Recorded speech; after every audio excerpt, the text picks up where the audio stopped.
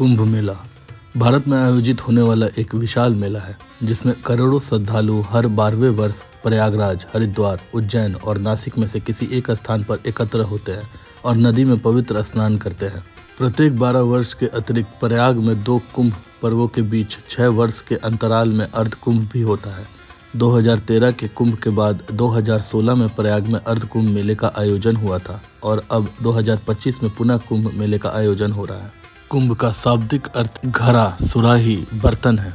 मेला शब्द का अर्थ है किसी एक स्थान पर मिलना, एक स्थान चलना, सभा में या फिर विशेष रूप से सामुदायिक उत्सव में उपस्थित होना। यह शब्द ऋग्वेद और अन्य प्राचीन हिंदू ग्रंथों में भी पाया जाता है।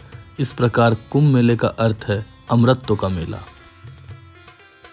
ज्योतिषीय गणनाओं के अनुसार यह मेला पौष पूर्णिमा के दिन आरंभ होता है और मकर संक्रांति इसका विशेष ज्योतिषीय पर्व होता है, जब सूर्य और चंद्रमा वृश्चिक राशि में और बृहस्पति मेष राशि में प्रवेश करते हैं। मकर संक्रांति के होने वाले इस योग को कुंभ स्नान योग कहते हैं और इस दिन को विशेष मंगलकारी माना जाता है, क्योंकि ऐसा माना जाता है कि इस दिन पृथ्वी से उच्च लोक के द्वार खुलते हैं और इस प्रकार इस दिन स्नान करने से आत्मा को उच्च लोकों की प्राप्ति सहजता से हो जाती है। यहाँ स्नान करना साक्षात स्वर्ग दर्शन करना माना जाता है। पौराणिक कथाओं के अनुसार महर्षि दुर्वासा के श्राप के कारण जब इंद्र और अन्य देवता कमजोर हो गए तो दैत्यों ने देवताओं पर आक्रमण कर उन्हें परास्त कर दिया। तब सब देवता मिलकर भगवान विष्णु के पास गए और उन्हें सारा वृत्तांत सुनाया। तब भगवान विष्णु ने उन्हें दैत्यों के साथ मिलकर क्षीर सागर का मंथन करके अमृत निकालने की सलाह दी। भगवान विष्णु के ऐसा कहने पर संपूर्ण देवता दैत्य के साथ संधि करके अमृत निकालने के यत्न में लग गए। अमृत कुंभ के निकलते ही देवताओं के इशारे से इंद्रपुत्र जयंत अमृत कलश को लेकर आकाश में उड़ गया। उसके बाद दैत्य गुरु शुक्राचार्य के आदेशानुसार दैत्यों ने अमृत को वापस लेने के लिए जयंत का पीछा किया और घोर परिश्रम के बाद उन्होंने बीच रास्ते में ही जयंत को पकड़ा। तत्पश्चात अमृत कलश पर अधिकार जमाने के लिए देव दानवों में 12 दिन तक अविराम युद्ध होता रहा। इस परस्पर मारकाट के दौरान पृथ्वी के 4 स्थानों प्रयागराज, हरिद्वार, उज्जैन, नासिक पर कलश से अमृत बूंदें गिरी। उस समय चंद्रमा ने घाट के श्राव्य से, सूर्य ने घाट के फूटने से, गुरु ने राक्षसों के अपहरण से तथा शनि ने घाट की देवेंद्र के भय से रक्षा की। कलह शांत करने के लिए भगवान ने मोहिनी रूप धारण कर यथा अधिकार सबको अमृत बांट कर पिला दिया। इस प्रकार देव दानव युद्ध का अंत किया गया। अमृत प्राप्ति के लिए देव दानवों में परस्पर 12 दिन तक निरंतर युद्ध हुआ था। देवताओं के 12 दिन मनुष्य के 12 वर्ष के तुल्य होते हैं, अतएव कुंभ भी 12 होते हैं। उनमें से 4 कुंभ पृथ्वी पर होते हैं और शेष 8 कुंभ देवलोक में होते हैं, जिन्हें देवगण ही प्राप्त कर सकते हैं। मनुष्यों की वहां पहुंच नहीं है। जिस समय कलश की रक्षा चंद्र ग्रहों ने की थी, उस समय की वर्तमान राशियों की रक्षा करने वाले चंद्र और ग्रह जब आते हैं तब कुंभ का संयोग होता है।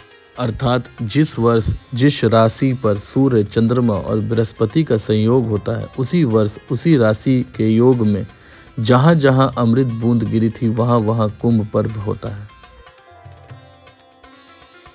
पौष पूर्णिमा, मकर संक्रांति, मौनी अमावस्या, वसंत पंचमी, माघी पूर्णिमा, महाशिवरात्रि। 10,000 ईसा पूर्व अनुष्ठानिक नदी स्नान की अवधारणा के प्रमाण इतिहासकार एस.बी. राय के अनुसार 600 ईसा पूर्व बौद्ध लेखों में नदी मेलों की उपस्थिति। 400 ईसा पूर्व सम्राट चंद्रगुप्त के दरबार में यूनानी दूत ने एक मेले को प्रतिवेदित। 300 ईस्वी राय मान्यता है कि मेले के वर्तमान स्वरूप ने इसी काल में स्वरूप लिया। विभिन्न पुराणों और अन्य प्राचीन मौखिक परंपराओं पर आधारित पाठों में पृथ्वी पर 4 विभिन्न स्थानों पर अमृत गिरने का उल्लेख हुआ। सर्वप्रथम आगमन अखाड़े की स्थापना हुई, कालांतर में विखंडन होकर अन्य अखाड़े बने। 547 ईस्वी अभान नामक सबसे प्रारंभिक अखाड़े का लिखित प्रतिवेदन इसी समय का है। 600 ईस्वी चीनी यात्री हान सेंग ने प्रयाग, वर्तमान प्रयागराज पर सम्राट हर्ष द्वारा आयोजित कुंभ में स्नान किया। 904 ईस्वी निरंजनी अखाड़े का गठन। 1146 ईस्वी जुना अखाड़े का गठन। 1300 ईस्वी कानफटा योगी चरमपंथी साधु राजस्थान सेना में कार्यरत। 1398 ईस्वी तैमूर हिंदुओं के प्रति सुल्तान की सहिष्णुता के दंड स्वरूप दिल्ली को ध्वस्त करता है और फिर हरिद्वार मेले की ओर कूच करता है और हजारों हिंदू श्रद्धालुओं को नरसंहार करता है। 1565 मधुसूदन सरस्वती द्वारा 10 नामी व्यवस्था की लड़ाका इकाइयों का गठन। 1690 ईस्वी नासिक में शैव और वैष्णव संप्रदाय में संघर्ष, 60,000 की मृत्यु। 1760 शैवों और वैष्णव के बीच हरिद्वार मेले में संघर्ष, 1800 की मृत्यु। 1780 ब्रिटिशरों द्वारा मठवासी समूहों के शाही स्नान के लिए व्यवस्था की स्थापना। 1820 हरिद्वार मेले में हुई भगदड़ में 430 लोग मारे गए। 1906 ब्रिटिश कलाकारी ने साधुओं के बीच मेले में हुई लड़ाई में बीच बचाव किया। 1954 40 लाख लोगों अर्थात भारत की 1% जनसंख्या ने इलाहाबाद में आयोजित कुंभ में भागीदारी की। भगदड़ में कई सौ लोग मारे गए। 1989 Guinness world of book record में 6 फरवरी के प्रयाग मेले में 1.5 करोड़ लोगों की उपस्थिति प्रमाणित की, जो कि उस समय तक की किसी भी उद्देश्य के लिए एकत्रित हुए लोगों की सबसे बड़ी भीड़ थी। 1995 इलाहाबाद के अर्धकुंभ के दौरान 30 जनवरी के स्नान दिवस को 2 करोड़ लोगों की उपस्थिति। 1998 हरिद्वार महाकुंभ में 5 करोड़ से अधिक श्रद्धालु 4 महीने के दौरान पधारे। 2001 प्रयागराज के मेले में 6 सप्ताहों के दौरान 7 करोड़ श्रद्धालु, 24 जनवरी के अकेले दिन 3 करोड़ लोग उपस्थित। 2003 नासिक में मेले में मुख्य स्नान दिवस पर 60 लाख लोग उपस्थित। 2004 उज्जैन मेला मुख्य दिवस 5 अप्रैल, 19 अप्रैल, 22 अप्रैल, 24 अप्रैल और 4 मई। 2007 प्रयागराज में अर्धकुंभ।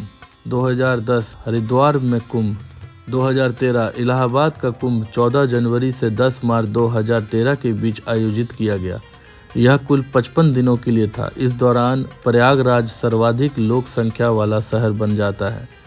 5 वर्ग किलोमीटर के क्षेत्र में 8 करोड़ लोगों का उपस्थित होना विश्व की सबसे अद्भुत घटना है।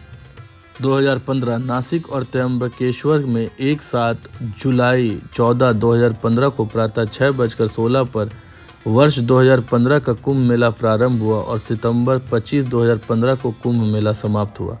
2016 उज्जैन में 22 अप्रैल से आरंभ। 2019 प्रयागराज में अर्धकुंभ। 2021 हरिद्वार में कुंभ लगा।